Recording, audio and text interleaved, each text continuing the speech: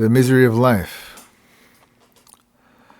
The misery of life is something that we don't have to have and we don't have to feel. We don't have to know what misery can be isn't real. Misery can be something that's real beyond what's real. Misery is something that we don't need, and that's something that has a lot of appeal. If misery is what you know, but misery isn't what you live every single day, and you've learned about misery because you've had times and days of your life that you feel you've thrown away. The happiness that life can be and the happy joy that you can have when you don't have misery ruling your day. Misery is something that you can say doesn't need to stay. But when life has things that bother us and make us feel like there's no way to get out and there's nothing we can do about it, because sometimes we just want to shout, we just want to scream to the sky that this isn't the way we want to live or be. This isn't something that we need, and this isn't something that we should ever see. The miserableness of life isn't something that we need to say is always going to be the way it's going to be, because we can live our days happy and we can live our days with joy, even if the misery is something others think is what they think should be, that we express and that we show simply because life is difficult and we need to know that life is real. And misery is what we shows to others that we exist so that they know that we know life is real. Life is real no matter what you can do for it, it is real.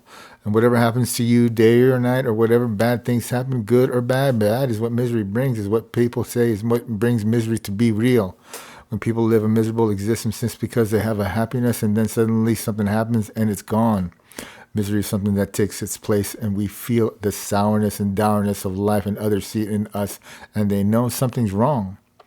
But when we don't have to feel the wrong and we don't have to show it to others too, because misery is just a temporary state that we don't have to always express to the real of what others need to know that we understand life, because misery is what they see and think that we need to feel, just because they measure whether or not our life is something that we feel is succeeding or failing, because the misery is what shows them that misery makes us know life is real. Life is real and life is a joy, life is a treat, and life is something that we should try to emulate in a way that others see. When we emulate life that is real to us and happy, we can love life and we can live life and we can share life that loves to be lived. And we can be the ones who know that life is worth living, even if misery is something that others might feel. We can have things happen to us bad, back to back. They can be small things that make us just sad or mad or just make us frustrated at the fact that something has happened and we just are struggling with what we have and what we don't. When we lack things or we feel like something bad is going to happen down the road that make things worse than what they are now, people say that's when you know that you need to be someone who buckles up and buckles up tight and gets your pants up and big boys it all the way to something better. And the only way you're going to do it is head down and charge through, and that's not really what we need to do forever. Misery is a temporary state, and we can always say, no, we're not going to be that way. We're going to try and be better about taking our misery and not letting it slow us down, because that's what it can do every single day. When we're miserable just because there's something that happens to us that makes us sad, mad, or frustrated, just living in that misery can make us slow to fix it. It's true. We don't have to feel that every minute of the day. We can acknowledge it too. And we can say, yeah, I know something happened. That's something I got to take care of. And that's real. But if you're someone who doesn't want to live in that misery just because you know it's not necessary to, that's what a lot of people don't really believe or know, is that, well, if something miserable happens, then we just have to get through it, and that's what's real. We can get through it, and we know we can get through it, and we can live every minute after we realize that not feeling miserable is true, because at the moment that we're existing, we're not trying to solve it. If we can't solve it, why live it that miserable feel? Why live that miserable feel during those minutes that you can't even change a thing about it? You can think about it, ruminate it, come up with different solutions, but if there is none right then and there, if you're in the evening of your day and there's nothing open and there's no office that you can call, or there's nothing that you can do to fix it right then and there, why live in that misery? It's not going to go away. The problem is not going to go away until you take care of it. But you can have joy and you can have hope, and hope is what brings a little bit more of that lift of the misery. Hope is what takes that misery and helps it to be something of less misery. And you can live hope and you can have that hope, and that hope can be what's real. to help you to live the next day when you solve the problem or you find a solution for it where you know, damn, I wasn't miserable at all for the real. The real wasn't the misery that some people exist when life really hits them hard. When you have something that really affects your life to the degree that it will go far. But most things in life are things that we can't fix and we can change.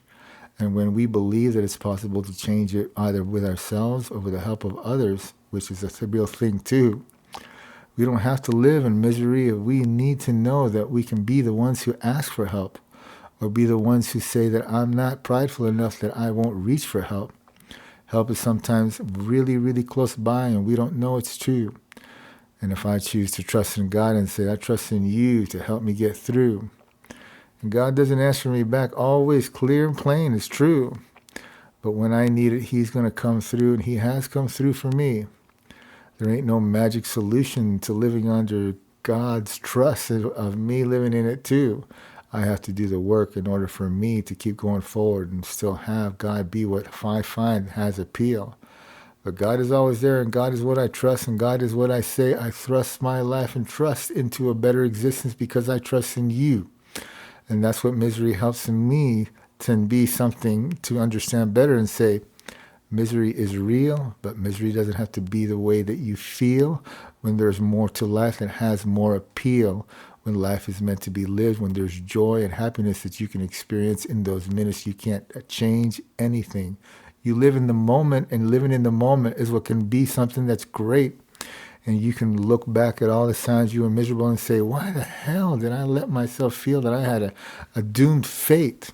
Why did I live all those minutes and hours on that day or those days instead of laughing, joking, and enjoying my day? And then when I had to deal with the problem head on, I had more energy to deal with it too. If I can't deal with it right then and there, there's no point really to being miserable unless the misery finds a way to get an answer for it, which it can, but sometimes it's just not real or realistic to live in the misery to find a solution, because the misery closes your vision too of what might be the solutions. And when you don't have hope, you don't have hope, and that makes the options that you might see less too. You don't have to live with rose-colored glasses in life. Is not what some might say is the way that I'm talking. Or some might say it is the way that I'm talking. It's true.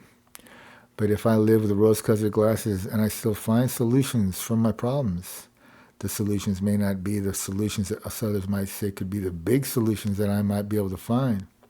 But they're solutions that I keep myself moving forward little by little each day.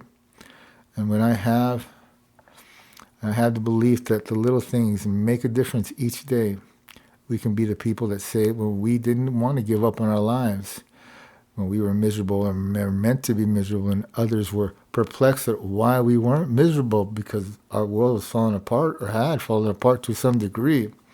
Why would be the ones who would be happy and wanting to do something fun? They're wanting to spend time with them and just laugh and enjoy life the way, some just can't be the kind of fun that others believe they can be when they're miserable or meant to be miserable. If you're meant to be miserable, then why not be the person that's not miserable to them and lift their spirits? If their spirits are already lifted, then enjoy them as they would enjoy you.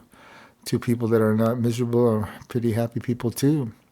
You can look towards the future and know that you have to deal with something, even if it's the next day, and still enjoy the night that you have or the day that you have before, not being miserable. That's okay. And if God tells me one more thing to say, if you want to be miserable, don't be miserable. Don't live that way. Don't be a person that lives in misery, because misery doesn't have to stay. Misery isn't something that you need, and misery isn't something that you need to believe is true, because misery is just a temporary state, and that's something that's extremely true. And the misery that you have in your life is not something that you need to share too, unless it's misery that others can help you to alleviate just by knowing that they help you being someone that's less miserable, and that helps them to feel like they're lifting something that they can help too. For somebody that they care about is sometimes something that's uplifting for them, even if they weren't miserable. It's a bonus for them to help you. And it's okay to ask for help, and it's okay for people to help you too. If you need help being lifted from your misery, it's a misery that people can do if they freely choose to do. And they can help you. And if you're someone who's just not using them, which you better not be, you just go ahead and make the mess of your life. And then down the road, you pay it back, pay it forward like many do. And it's a real thing to see. To be pleased that someone's saying, I'll pay it forward, and they do. It's something that you don't get to experience firsthand, but it does happen. It's true. And one more thing God says for me to say is, don't be miserable. Don't be miserable. Don't be miserable. It's okay to not be miserable. To not be miserable. To not be miserable.